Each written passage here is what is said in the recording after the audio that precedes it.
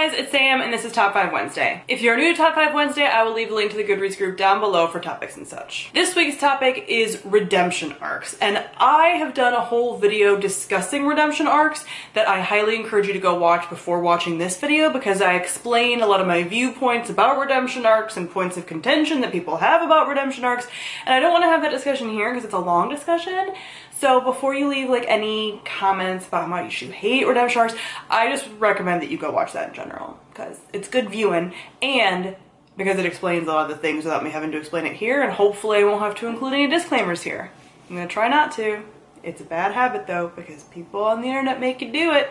They make you do it. So I actually have over 5 on this list, and I've included like other media besides books, but I also know I'm forgetting some because I haven't really been able to immerse myself in media lately, although now I can because I'm done with graduate school if you haven't been following me on other social media. So some things I've forgotten about, or some TV shows I was in the middle of before grad school and wasn't able to finish, so I don't really know where the arcs went and blah blah blah. Also, this list is basically all of my trash sons. This is an all-male list, which I think is another discussion that could be had about lady redemption arcs and the lack of their existence and like what's up with that. Also, there's a lot going on with this intro. Also, I have not watched all of Avatar: The Last Airbender, okay? And I know that people are gonna be like, where's Zuko? He's the best. I know he exists. I know I will love it. I haven't had time to watch it, and it's really hard to find. So I watched like 3 or 4 episodes like before grad school, so I know, but he's not on this list because I can't actually speak to it. These are all people I can speak to. The first one I want to talk about is like not the classic redemption arc, but is sort of like the contemporary redemption arc, and that is Pacey Witter from Dawson's Creek. Now some of you are probably like, what? But in the first couple seasons of Dawson's Creek, Pacey was sort of like, he wasn't really a bad boy, but he like got himself in a lot of trouble. They kind of framed him as like a little dumb and like all this stuff. And then he turns into like one of the best characters to ever grace a TV screen and becomes like the most amazing like goals boyfriend, and is just wonderful. But when you like the first couple seasons, you're like, he's funny, but he's like the like funny loser sidekick friend, and then he's like a main character, you know? Like he's always a main character, but then he becomes like it's amazing. So I would consider that redemption arc, even though he didn't really quite need to be redeemed because he didn't do anything like bad like some of these other characters who've done like a lot of the murder and like questionable things. He hasn't done any of that because he's a good sweet bean, but I do feel like he gets like redeemed in the eyes of the viewer, you know? And then we have Magnus Demora from Fallen Kingdoms. Now I know it's been a rough road with me in Fallen Kingdoms, and that ultimately now at the end of the series I'm kind of like because it wasn't as good as I wanted it to be, but I still stand by this redemption arc and really enjoying it. From the character that we have at the beginning of the series to the character that we have at the like middle to end, very different.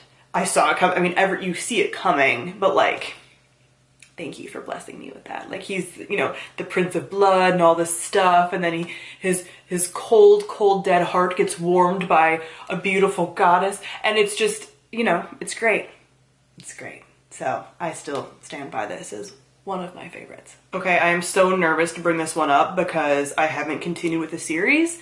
So if you could just all please allow me the space to finally be able to catch up with the series now that I'm in school, that'd be great. And don't leave spoilers or like, just you wait, wink, or like do not talk about this series in the comments, basically, is my request. Because anything that you say that you're like, I felt the same way until the new book, whatever, I don't want, that is Warner from the Shatter Me series by Tahad Mafi. I haven't read what Restore Me, the next book. So just I've muted and blocked people on Twitter so that I don't hear about it. Like listen, okay? I'm just talking about the trilogy right now, and I just really adore him and the redemption arc for him. Even though, so a lot of these redemption arcs that I'm going to talk about, like some of them are things you learn more context about, so it's not quite a redemption arc because the things that they did, I feel, were for like pretty decent reasons, or decent reasons for their world, because these are obviously all people who live in worlds that are not our own. Again, go watch the other video in which I talk about redemption arcs. So in this case, I feel like this character did like a complete almost 180, because in the first book he's like a villain, and in the next book he's like an almost love interest, and then in the third book he's an actual love interest, and it's great. I love him. I can't wait to reread this series, not the first book. I think I'm just going to jump in and unravel me, or maybe even just go to Ignite Me so I can then go to Restore Me, because I don't actually like the Shatter Me book. So coming up, we have another category that I'm just going to stick them all together. And again, I'm not really ranking these, but I feel like this one would be ranked higher if it weren't for that last category, which you'll see why I'm ranking them together in a second. But next I want to talk about Rysand from Akamath. But I know it's rough to talk about him right now with all the things that are happening in the fandom, and I'm not going to talk about that on this video, although I deeply want to. But I love this redemption arc, and again, this is another redemption arc that I feel it's a context thing from what was happening in the first book to the second book, and it's different rules and blah blah blah, go watch the other video. But I really like this redemption arc, and again, one that you know it's coming, because he's set up as this like love triangle thing, and like the bad boy, and he's bad, and like everything, and I eat that shit up. Like when I see that, I'm like, oh, look at that guy being bad. You're gonna get a redemption arc, aren't you? Yeah, you're semi-attractive. You're gonna get a redemption arc. Oh, you have snarky banter with the main lady.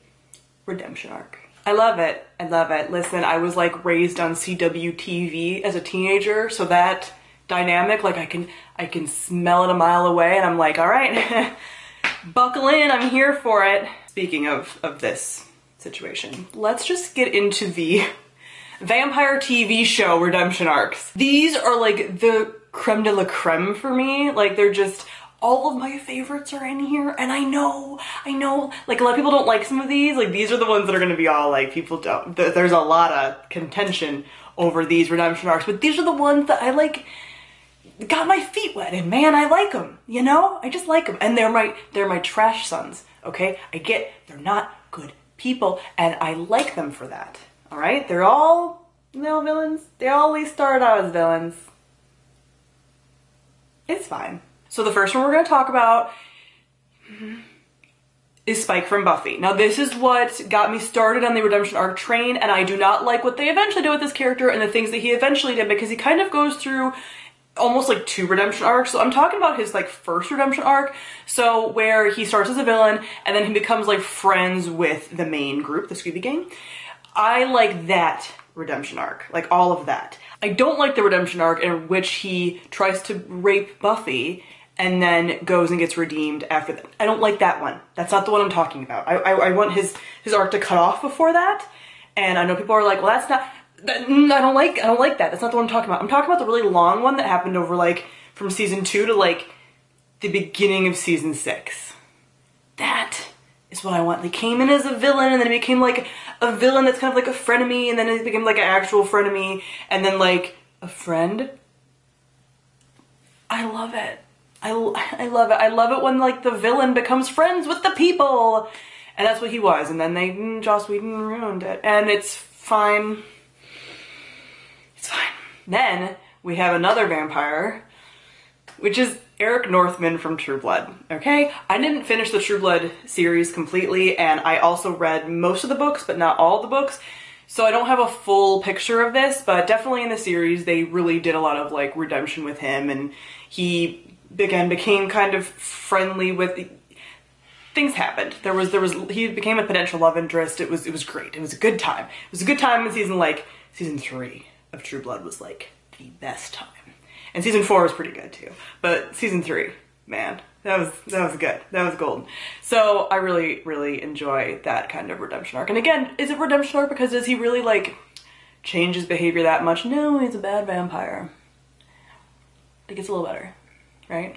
I mean, it's been a long time since I actually watched the show, so I don't actually have examples, and I probably couldn't defend this one that much, but I stand by it, because I used to defend it a lot, and I highly enjoy the Sookie and him dynamic and the things about the make. I should rewatch that show and stop at like season 4.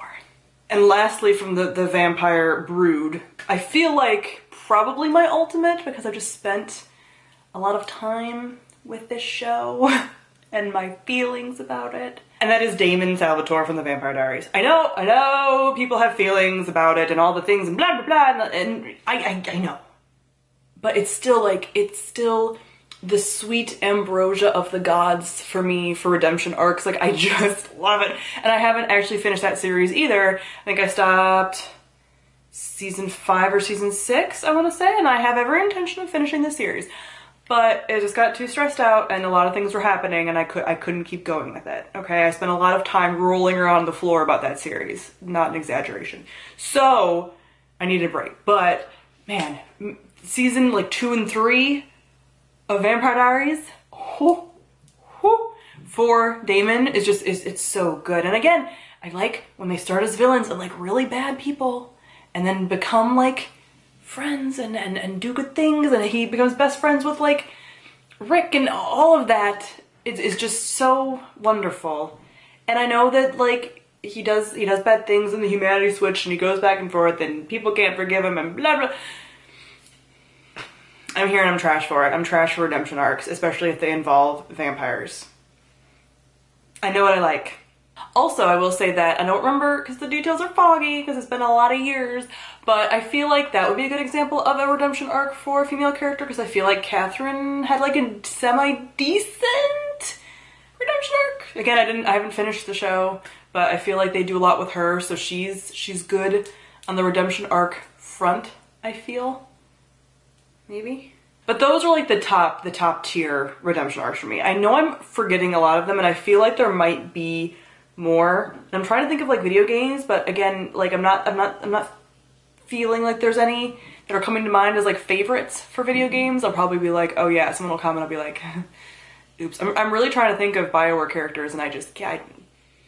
Everyone's a pure being from the start. They don't need to be redeemed because they're great all the time. Anyway, these are the top redemption arcs, trash sons for me. So comment down below, let me know some of your favorites. Thank you all for watching and I'll see all of you guys soon. Bye.